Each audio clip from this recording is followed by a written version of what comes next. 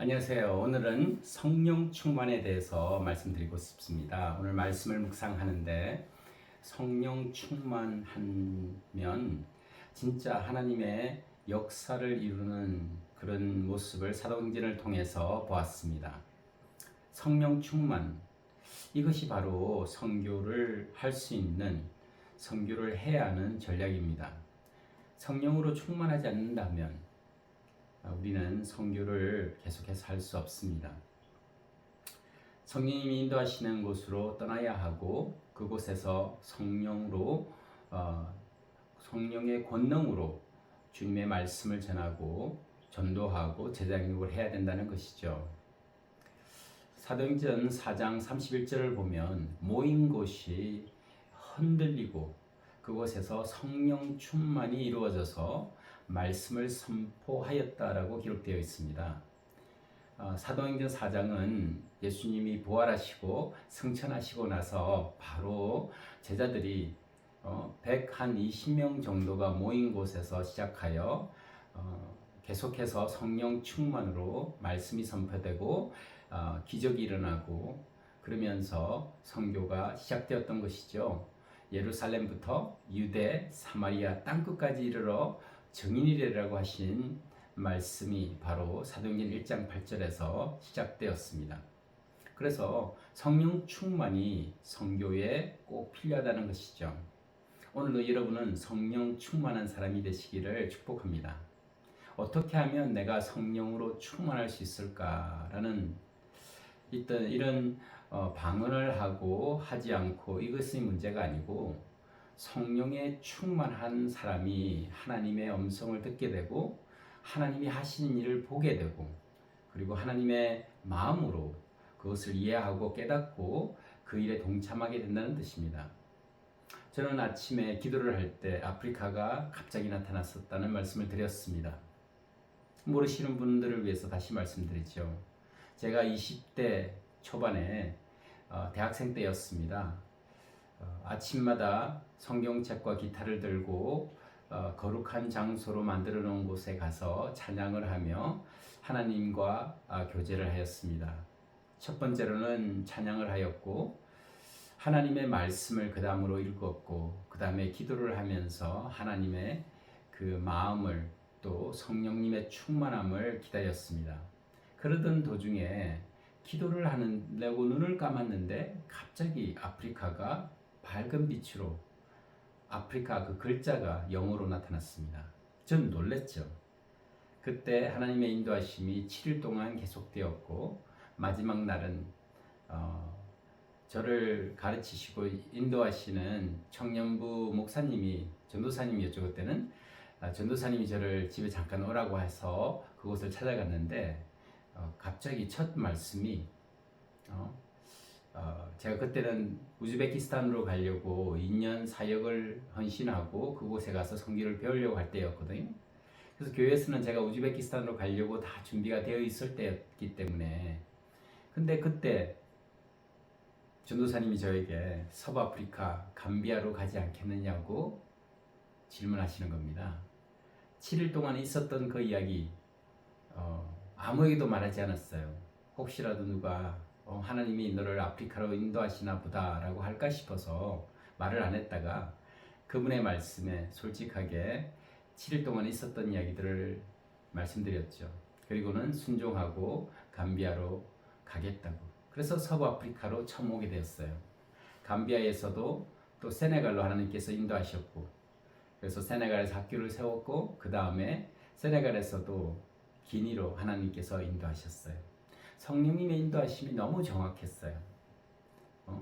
지금 비디오 올려놓았던 것을 1번부터 계속 보시면 거기에 대해서 자세하게 설명해 놓았습니다.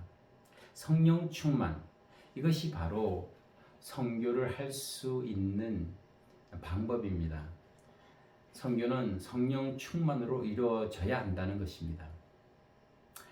성령 충만한 사람은 그야말로 하나님의 육안으로 모든 것을 보기 시작하고 그리고 하나님의 마음으로 모든 것을 품어주고 또 모든 것을 이해하고 깨닫게 됩니다. 그러면 하나님의 역사를 이루어갈 수 있죠.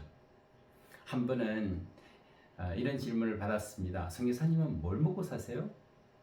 라는 질문이었습니다. 아마 그분은 제가 어떻게 재정이 없는데, 수입이 없는데 어떻게 선교를 하십니까? 라는 질문이었습니다. 그 질문에 저는 이렇게 대답하고 싶습니다. 선교사는 말씀을 먹고 삽니다. 선교사는 기도를 먹고 삽니다. 라고 말씀드리고 싶습니다. 하나님의 인도하심이 너무 정확해야 됩니다. 정확한 하나님의 인도하심에 따라갈 때 하나님께서 책임지신다는 것이죠. 특히 많은 분들이 저에게 이런 질문들을 하였는데, 재정적인 질문들을 하였는데, 그들 중에는 진짜 선교사로 나가고 싶으신 분들 중에도 이런 질문을 하는 거예요. 수입이 없는데 어떻게 선교를 해야 합니까? 라는 질문이었습니다. 만약에 그런 분들이 성령 충만으로 선교를 해야 됩니다 라고 말하면 너무 이해가 되지 않을 수도 있습니다. 하나님께서는 불러주신 종들에게 또 선지자들에게 성경을 보면 다 채워주심을 보여주셨습니다. 사람을 통해서 주로 일을 하시죠. 교회를 통해서 일을 하십니다. 그래서 하나님이 불러주시고 파송하신 분들은 사람들을 통해서, 믿는 사람들, 또 하나님의 뜻을 이루고자 하는 사람들을 붙여주십니다. 그리고 교회를 통해서 그 일을 이루어 가시죠. 한 번은 한 목사님이 이런 질문도 하였습니다. 선교사님은 스폰서가 누굽니까? 라는 질문을 한 적이 있어요. 그래서 그때도 아마 재정적인 면 때문에 물어보는 질문이었던 것 같았습니다. 근데 스폰서라는 말이 기독교 안에서 사용되지 않는 단어라고 저는 생각했는데 제가 좀 놀랐어요. 스폰서가 누구입니까? 선교사에게는 스폰서가 바로 하나님, 우리 아버지입니다. 하나님께서 우리를 스폰서하시고 그리고 채워주시고 도와주시고 모든 면에서 인도하십니다.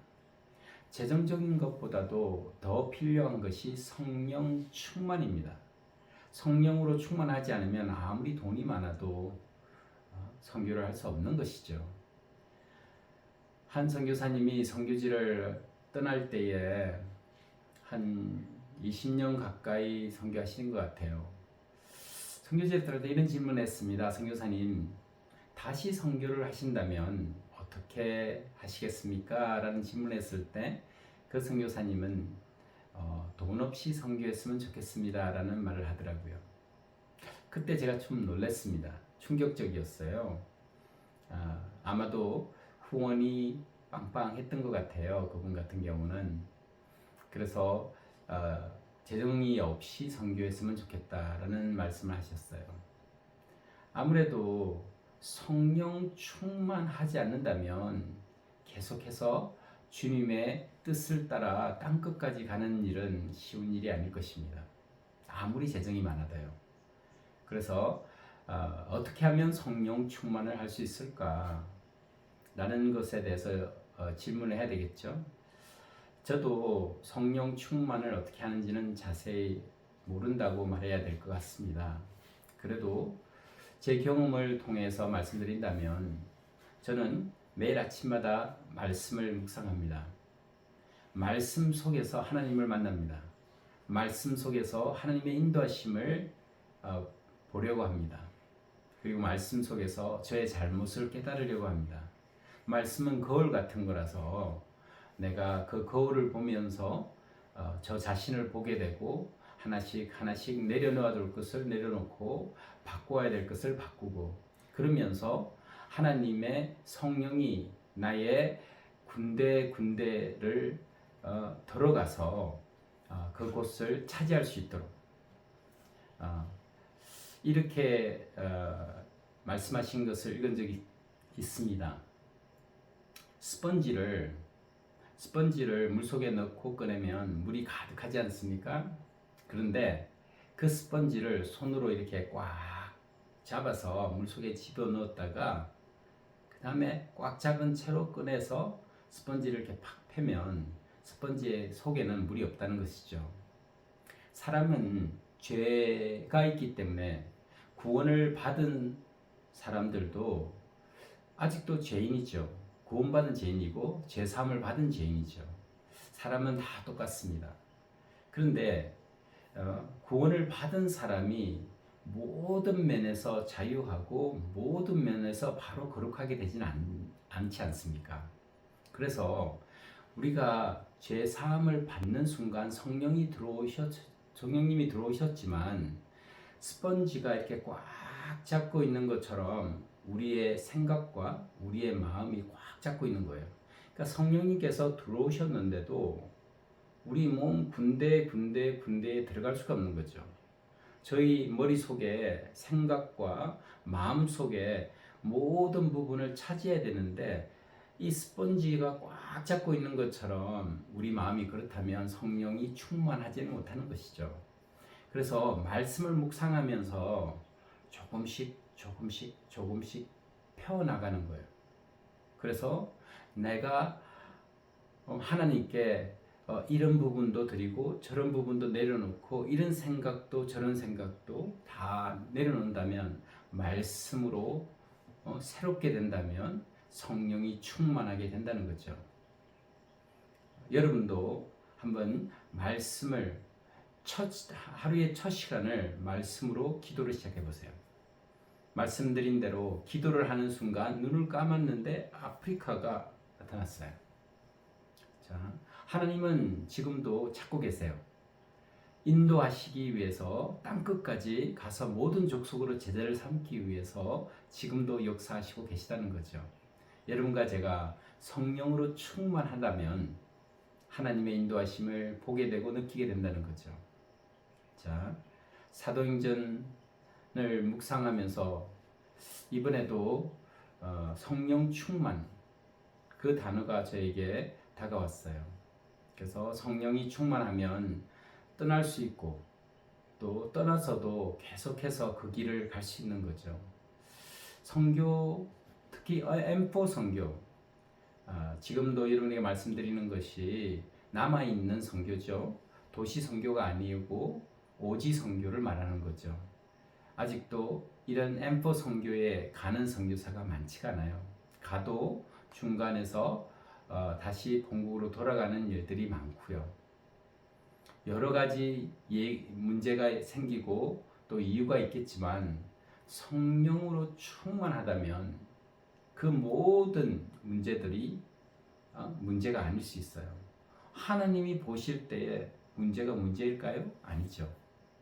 하나님께서는 모든 것을 하실 수 있는 분이기 때문에 그래서 성령으로 충만할 때 하나님 마음으로 하나님의 눈으로 모든 것을 보게 되고 깨닫게 되고 이해를 하고 걸어 나간다면 주님이 원하시는 땅끝까지 가서 모든 족속으로 제자를 삼는 이 일을 우리 시대에 할 수 있다고 저는 믿습니다.